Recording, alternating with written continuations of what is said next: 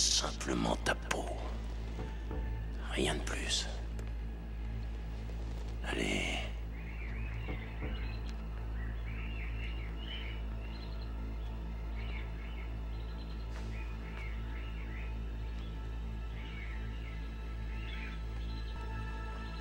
Sors de là, espèce d'enfoiré salopard!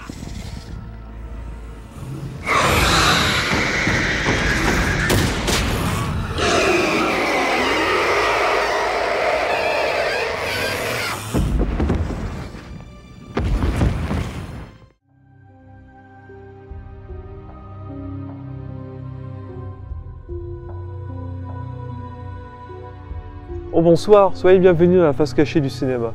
Au cours de cette nuit, nous allons découvrir un nouveau film horrifique. Cette nuit, nous allons nous occuper en premier lieu d'un autre terrible bousin qui traîne sur mes étagères. Et en second lieu, nous allons revoir la carrière d'un homme. Et non pas celle d'un réalisateur, mais cette fois-ci celle d'un acteur américain. Bon, en fait, nous avons déjà traité la carrière de ce réalisateur dans une précédente vidéo. Cette nuit, on revient sur un autre film de Jim Wynorski et de son copain de toujours, le producteur et maître des films à bas budget, Roger Corman. Sur ce, si la carrière de notre bonhomme vous intéresse, je vous invite de suite à regarder notre vidéo sur le retour de Something. On vous explique tout. Le film de la soirée est également le film le plus récent de notre émission. Généralement, je me cantonne aux années 80 ou 90, un domaine où j'expertise, mais cette fois-ci j'ai décidé de faire une exception. Enfin, je veux juste vous dire que le film mérite largement sa place chez nous. Bon, ça a assez duré, préparez-vous. Ce soir nous regardons Raptor, soit la suite non officielle de Carnosaur, un film de Jim Wynorski.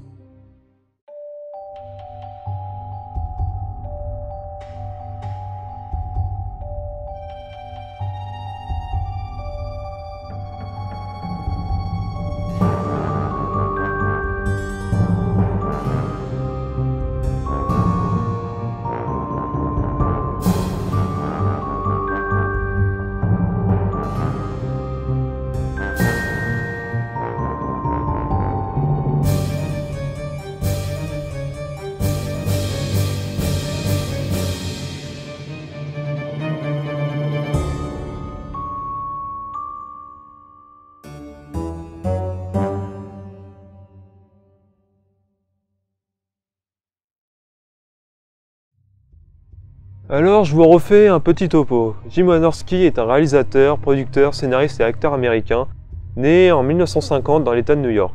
C'est un homme qui est connu pour avoir fait beaucoup de films d'exploitation qui sont sortis directement en DVD. Ces films ne visent pas à sortir en salle. Il se cantonne généralement à viser les téléspectateurs en diffusant son travail sur le petit écran. Et puisqu'il ne réalise que des séries B, on ne trouve que la plupart de ces mauvais films diffusés à la télévision. En gros, vous avez forcément déjà vu l'un de ces films lors d'un dimanche après-midi, où vous en êtes peut-être procuré un par malchance dans un bac promotion dans une grande surface. Des choses comme Komodo vs Cobra ou encore Shockwave. N'ayez pas honte d'ailleurs votre écran, on fait tous cette erreur, et moi le premier. Bon, depuis notre vidéo sur la carrière de Jim Wynorski, j'ai découvert une nouvelle anecdote. En 1980, Jim a décidé de devenir éditeur en publiant un premier recueil de science-fiction, qui s'appelle They Came from Outer Space.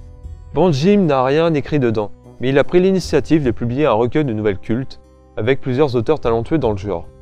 Toutes ces histoires ont la particularité d'avoir été adaptées au cinéma. On trouve ainsi la nouvelle La Sentinelle, connue comme étant 2001 l'Odyssée de l'espace, ou encore La Chose d'un autre monde, qui est connue pour avoir donné l'inspiration à John Carpenter pour nous réaliser The Thing. Je suis plutôt content de l'initiative de Jim, il a su faire une bonne action. Mais malheureusement, il n'en a pas publié d'autres. Bon, passons maintenant à la carrière de notre acteur principal. Le rôle est donné à Eric Roberts, un acteur qui est principalement connu pour son rôle de Salvatore Maroni dans The Dark Knight. Bon, il n'est pas que connu pour ce rôle, il a fait un bon nombre de séries télévisées ou de téléfilms, et plusieurs clips vidéo pour Eminem ou encore Rihanna. Alors né le 18 avril 1956 à Biloxi, dans le Mississippi, Eric est le frère aîné de Julia Roberts, une actrice qui est mondialement connue pour pas mal de films. On l'a vu dans Complot avec Mel Gibson, on l'a vu également dans Hook de Steven Spielberg, ou encore dans le grand classique Pretty Woman. Il est également le père d'Emma Roberts, une jeune actrice que l'on voit de plus en plus souvent, que ce soit dans la série American Horror Story ou encore dans Scream 4. Et comme sa sœur, c'est un acteur qui a été nommé à plusieurs reprises aux Oscars et aux Golden Globes. On le trouve dans pas mal de films, comme Runaway Train, ou encore dans des choses un peu plus bizarres, comme Cowboy versus Dinosaure. Bon, je pense que c'est un homme qui aime bien donner un petit coup de pouce pour les petites productions. Un peu comme le fait déjà Robert Englund, car je ne vois pas d'autre explication. Bon, passons au scénario du film. Une petite ville américaine perdue au fin fond du désert subit soudainement diverses attaques inexpliquées. Le shérif du comté, Jim Tanner, y mène alors l'enquête, pour en découvrir l'origine. Il est suivi par Barbara Phillips, son ancienne conquête et son vétérinaire spécialisé dans les attaques sauvages. Et vous l'aurez sûrement deviné au titre du film, le responsable de nos attaques est une créature du Crétacé disparue de notre surface de la planète depuis plusieurs millions d'années. Alors d'où pourrait bien venir cette bestiole? Eh bien, c'est le sujet du film. Nos personnages vont essayer de résoudre cette énigme au fur et à mesure que les attaques vont se produire. Moi, j'ai l'impression que le chauffeur a voulu faire un somme et le cougar, ou quoi que ce puisse être, a été attiré par la poulaille. Le conducteur a dû sortir pour l'éloigner et qu'est-ce que t'en dis? Il n'y a aucune trace. Ah ce n'était qu'une idée. Hein. Je suis persuadée qu'il y avait autre chose dans la camionnette.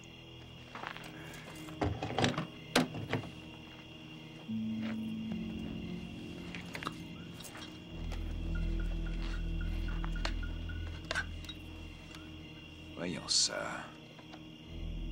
Alors, selon le tableau de bord du chauffeur, il venait de la Unis Corporation. Et il allait dans un ranch de l'Utah. La Unis Corporation, ça ne sonne pas vraiment comme le nom d'un fermier. Oui, t'as raison. Je vérifierai ça demain.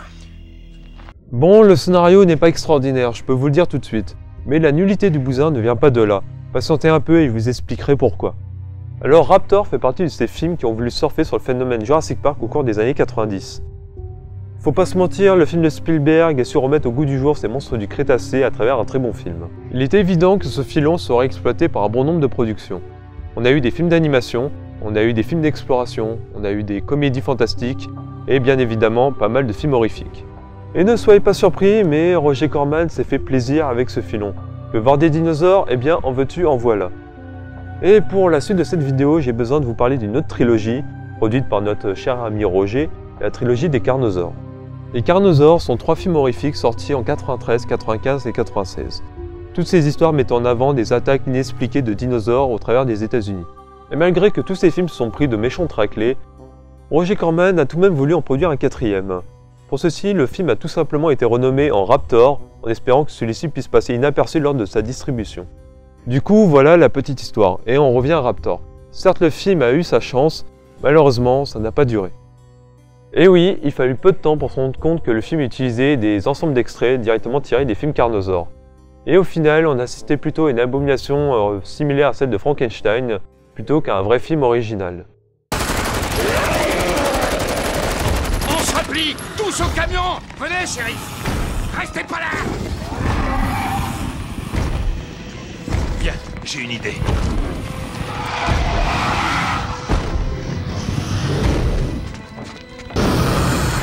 Va vite ouvrir les portes. J'y vais.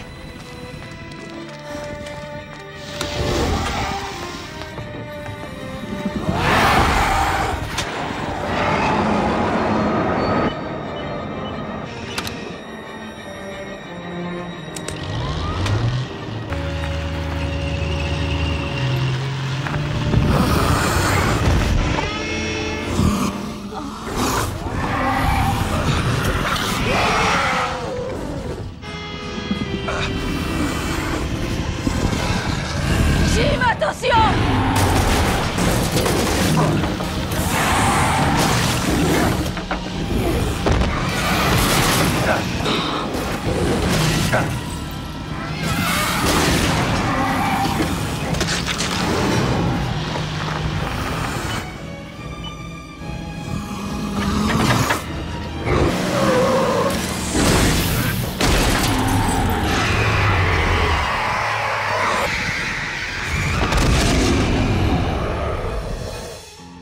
Dieu soit loué. Waouh! Je crois que je l'ai eu. Ça oui.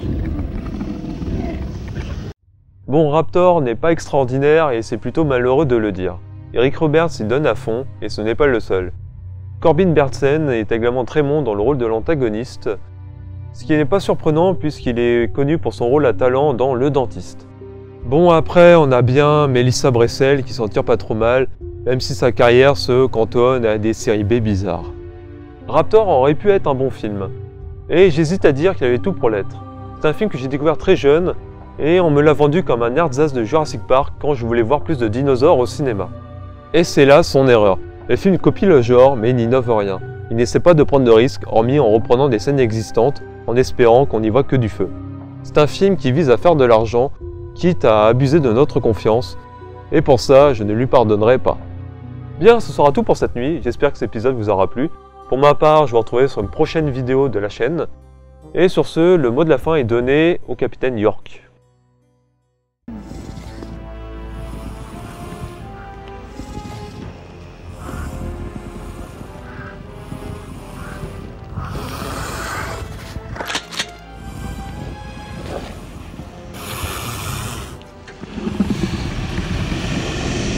Ça alors, t'es encore plus moche que Karl Joseph.